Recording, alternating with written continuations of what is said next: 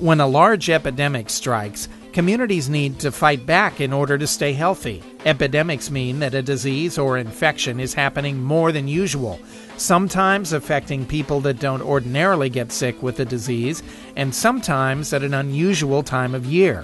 A good example is the 2009 H1N1 influenza virus, which affected people all around the world and caused more illness in young people than the usual flu does. When an infection that can spread from one person to another threatens a large number of people, experts spring into action. Vaccines are developed and given. Medications for treatment are identified. These are steps intended to stop the spread of the infection in the community, to keep people healthy, and if they do get sick, to help them get well.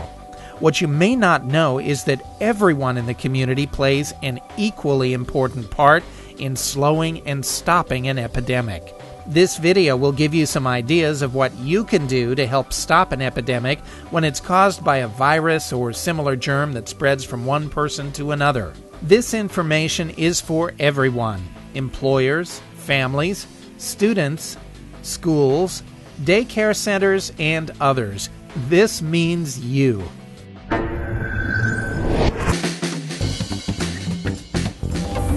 Washing hands and covering coughs and sneezes are the most important steps that everyone should take. Coughing and sneezing into your sleeve or a tissue is better than covering with your hand. Toss the tissue away and wash your hands afterwards. If soap and water aren't available, use a hand sanitizer. Never share water bottles, lip balm, or other personal items. Don't wait for an epidemic to develop these good habits. They are always important.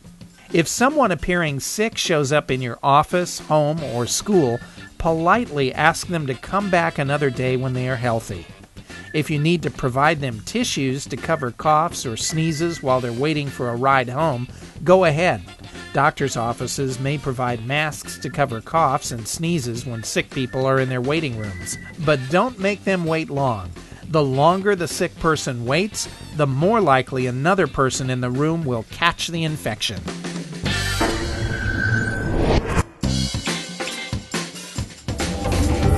Even if coughs and sneezes are covered, infections can be spread when people touch surfaces like countertops, desktops, doorknobs, ATM keypads, elevator buttons, and handles on gasoline pumps. Anything that lots of people touch frequently can spread infection. In addition to regular hand washing, it's a good idea to clean surfaces that people frequently touch. I've mentioned a few examples already, but the possibilities are almost endless, such as toys in daycare centers and grab bars in public transportation buses. After you've touched one of these surfaces, keep your hands away from your eyes, nose, and mouth until you have a chance to thoroughly wash or sanitize your hands. Surfaces can be cleaned with standard household or industrial disinfectants, or a freshly mixed solution of 1 part household bleach mixed with 10 parts of water.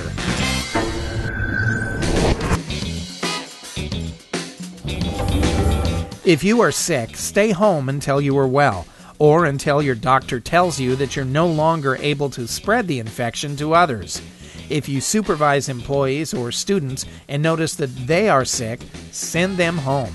If you don't, several more people are likely to be sick in a few days. Sometimes it's necessary for healthy-appearing people to stay home after they've been exposed to an infection. This is called quarantine. The reason for quarantine is that some infections can be spread before symptoms of illness develop. Here's an example of what can happen.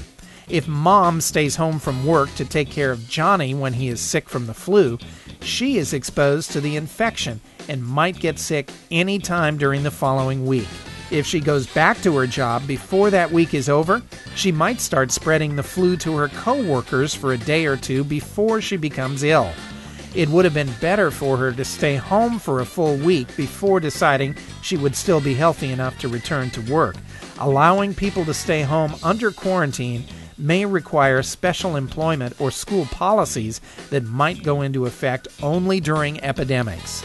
During epidemics, Lake County Public Health may provide updated recommendations about how long people should stay home when sick and the recommended quarantine period for healthy people who were recently exposed to the infection.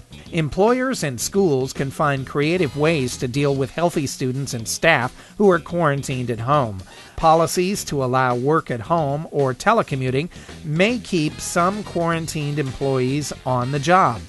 Sending schoolwork home or arranging for online school activities can keep quarantined students on track with their studies.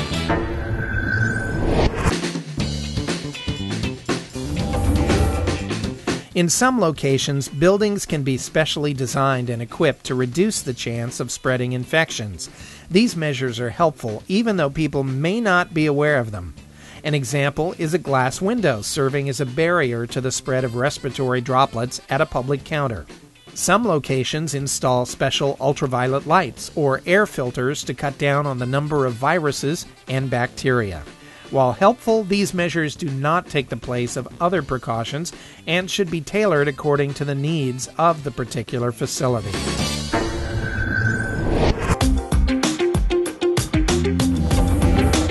It's a good idea to avoid crowds during an epidemic. In general, most germs that cause epidemics don't easily travel through the air more than about 3 feet. That gives you an idea of how far away from other people you should try to stay.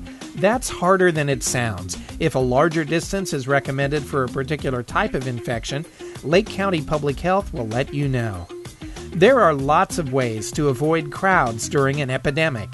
It may be a good idea to cancel or postpone parties or other events, especially if they are indoors. Outdoor events are generally safer because the open air and sunlight reduces the number of germs. Even so, shaking hands, kissing, and face-to-face conversations within about a 3-foot distance can still spread infection. In business, it may be a good idea to keep the number of employees in the office to a bare minimum. Solutions need to be tailored to the situation, but employers can be creative. For instance, modifying work hours into staggered shifts so that fewer employees are present at a given time might keep a business productive, yet limit the number of employees in contact with each other. There isn't a one-size-fits-all solution to every setting, and you are likely to think of better ways to reduce crowds where you live and work.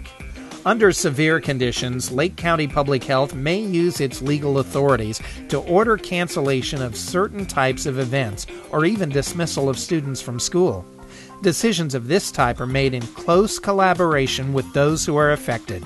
If students are sent home from school, where would they go? If there isn't a good alternative, the recommendation could do more harm than good.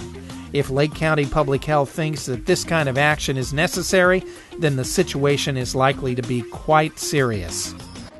It is easy to understand why it is important to stay away from sick people, but it's also sometimes necessary to keep a distance from pets and livestock. As an example, influenza can affect a variety of birds and animals. When animals play a role in an epidemic, Lake County Public Health will let you know what precautions should be taken. These are just a few ideas and examples of what you can do to prevent the spread of a communicable disease during an epidemic. When an epidemic strikes, public health authorities will give advice about when and how many of these measures should be taken. The goal is to keep everyday life as normal as possible and to keep you healthy. Sometimes the recommended measures will be temporarily inconvenient, but they are likely to pay off in the long run. Of course, some measures like hand and respiratory hygiene are important every day. I'm glad that you are thinking about these ideas before they are needed. This way, if an epidemic happens and public health authorities make recommendations of this type, you'll be ready. Take some time to develop and practice plans on how you would fight an epidemic where you live, work, study, and play. Special planning tools are available to help schools and other types of settings. Teaching and practicing good infection control is important, and it can even be fun. Putting the brakes on an epidemic requires all of us to do our part. The science of medicine and vaccine development is important, but what you do every day will affect the health of your family, school, and workplace. Thanks for listening, and stay well.